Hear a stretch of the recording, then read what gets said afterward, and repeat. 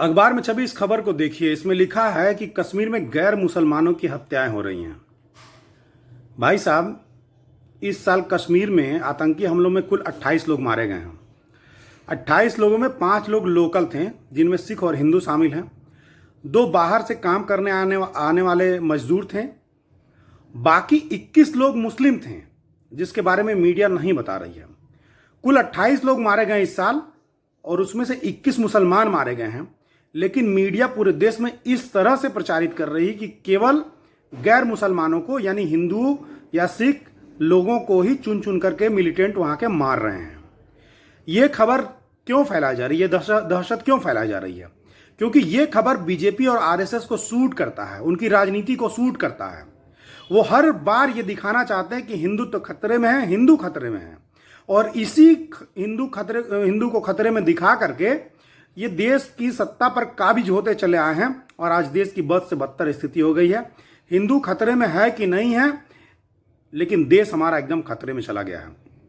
पूंजीपतियों के हाथ में ये देश धीरे धीरे गुलाम होते चला गया है। आज हमारे देश के पास एयरलाइंस नहीं है, और ये अब केंद्र शासित प्रदेश है। केंद्र के हाथ में जम्मू कश्मीर की कमान है। तो नरेंद्र मोदी जी क्या कर रहे हैं, अमित शाह क्या कर रहे हैं? आपको पता होगा अमित शाह क्या कर रहे हैं। उनका जो हत्यारा मंत्री है, जो जिसका बेटा जो है किसानों पर गाड़ी चढ़ा दिया है, अमित शाह उसको बचाने में व्यस्त हैं। ठीक है। नरेंद्र मोदी क्या कर रहे हैं, उनकी ईडी, सीबीआई और तमाम जांच एजेंसियां क्या कर रही हैं, वो एक्टिविस्टों के घर पे छापे मार रही हैं। जो कोई भी बीजेपी गवर्नमेंट के खिलाफ बोल रहा है, लिख रहा है, पढ़ रहा है, उसके घरों पे छापेमारी हो रही है, उसके ऊपर कार्रवाई हो रही है, उसके ऊपर जांच बैठ रही है। ये जितनी जांच एजेंसियां हैं, जितनी सुरक्षा एजेंसियां, जितनी हमारी जासूसी करने वाली एजेंसियां हैं, इंटेलिजेंस है, इन सब को विपक्ष के पीछे लगाया गया है, न कि आतंकवादियों को खोजने के लिए या आतंकी घटनाओं को अंजाम देने वाले लोगों को पकड़ने के लिए। और इसीलिए ये घटनाएं हो रही हैं। लेकिन अखबार और हमारे देश की मीडिया इसको इस तरीके से दिखा रही है कि केवल और केवल इसमें हिंदू मारे जा रहे हैं, जबकि ये डेटा है, और ये पुलिस के द्वारा, कश्मीर पुलिस का ये डेटा है कि इस साल 28 लोग मारे गए हैं आतंकवादी कार्रवाई में, और उसमें से 21 मुसलमान हैं। लेकिन मुसलमानों पर जब आप बात करेंगे तो उस पर टीआरपी नहीं मिलेगी, उस पर कोई हिंदुत्व का एजेंडा नहीं खड़ा होगा, उससे आरएसएस और बीजेपी को फायदा नहीं होगा। अरे मेरे देश के लोगों, कब तुम समझोगे? देखो, यूपी में चुनाव आने वाला है, हर तरफ से ये फ्लॉप है। अब ये हत्याएं हो रही हैं। हत्याएं कौन करवा रहा है? कोई गारंटी है कि आरएसएस और बीजेपी वाले नहीं करवा रहे हैं? पुलवामा में क्या हुआ था भाई? पुलवामा में 300 किलो आरडीएक्स आया, कहां से आया पता चला? विश्व गुरु भारत है, राफेल है, ये है, वो है, दुनिया भर का तामझाम है, एक से एक बड़ी फिल्में बनती है जिसमें हमारे देश का जासूस जाता है विदेश में, जा करके पता लगा करके पाकिस्तानी और तालिबानी आतंकी को मार के चला आता है।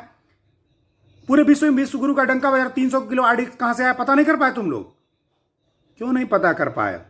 ये कोई गारंटी नहीं है कि ये हत्याएं कौन करवा रहा है, क्योंकि ये हत्याएं होंगी तो देश में माहौल खड़ा होगा कि नहीं, आतंकियों पर कार्रवाई होनी चाहिए, आतंकियों पर कार्रवाई होनी चाहिए। कश्मीर से ब्राह्मण भगाए जा रहे हैं, खतरे में हैं, और आतंकियों की कार्रवाई के नाम पर क्या होता है? निर्दोष लोगों को पकड़ करके मिलिटेंट मारती है, और निर्दोष लोगों को पकड़ करके मार देती। बाद में जांच भी होता है, पता भी चलता है कि ये निर्दोष थे, लेकिन फिर उस पर कोई कार्रवाई नहीं होती, मरने वाले लौट करके वापस नहीं आते हैं। लेकिन इसी कार्रवाई को जो है ऑपरेशन का नाम दे दिया जाएगा। कौन सा ऑपरेशन? सर्जिकल स्ट्राइक, खुफिया स्ट्राइक, 56 इंच का सीना, मोदी जी की करामात, मोदी ने जीत लिया कश्मीर, तमाम तरह के हेडिंग बनेंगे। आतंकियों की कमर टूट गई, ये हो गया, वो हो गया, और फिर देश में, पूरे देश में देशभक्ति का माहौल हो जाएगा, लोग वो हो जाएंगे, फिर से बीजेपी सत्ता में आ जाएगी। पुलवामा हमले का क्या निकला रिजल्ट?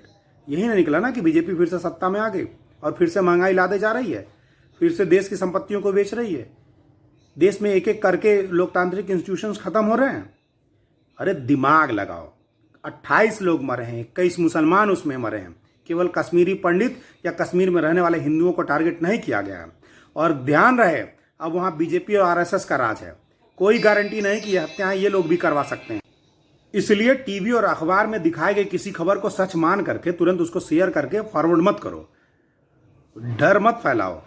कहीं भी हिंदू खतरे में नहीं है, हमारा देश खतरे में, हमारे देश का लोकतंत्र खतरे में, संविधान खतरे में, और हर आम आदमी खतरे में। सबके ऊपर सब कोई बारी बारी से मारा जाएगा। ऐसा कोई नहीं है जो बचेगा। सबकी बारी आएगी, बारी बारी आएगी। मैं अपनी बात को समाप्त करता हूं। उम्मीद करता हूं कि इस तरह की खबरों को शेयर करने से पहले आप लोग उसको क्रॉस वेरिफिकेशन कर लेंगे, चेक कर लेंगे, उसके बाद ही शेयर करेंगे। धन्यवाद।